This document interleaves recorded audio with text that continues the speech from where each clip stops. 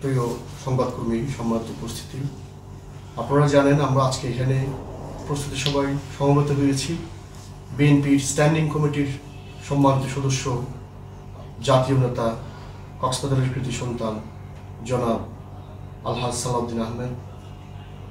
গত 9 বছর আগে ফ্যাসিবাদী সরকার কর্তৃক গুম হয়েছিল।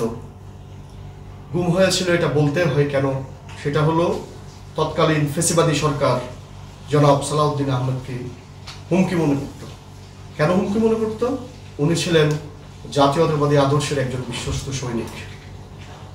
সেই বিশ্বস্ততাকেই, জাতীয়তাবাদী কর্মীকেই আওয়ামী লীগ হুমকি মনে করেছিল। বিদায় তাকে আজকে থেকে 9 বছর আগে গুম করে ভারতে ফেলে দিয়ে আসা হয়েছিল। আজকে আমরা এখানে প্রস্তুতি সভায় সমবেত হয়েছি কক্সবাজারের সন্তানকে, একজন জাতীয় বীরকে, যাতে আমরা কক্সবাজারে যথাযথ সম্মান প্রদর্শন করতে পারি।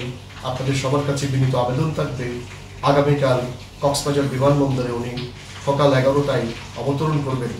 আপনারা সবাই যারা কক্সবাজার শহরে বসবাস করেন, আপনাদের কাছে বিনীত আহ্বান থাকবে, আপনারা যার জায়গা থেকেই, স্ব জায়গা থেকেই আপনারা সম্মান প্রদর্শনের জন্য আপনারা প্রস্তুত থাকবেন। এতে করে আমরা একজন জাতীয় বীরকে তার নিজের এলাকায় যথাযথ সম্মান প্রদর্শন করতে পারবো বলে আমার দৃঢ় বিশ্বাস। পরিশেষে একজন জাতীয় বীরকে কীভাবে সম্মান করতে হয় আপনারা জানেন।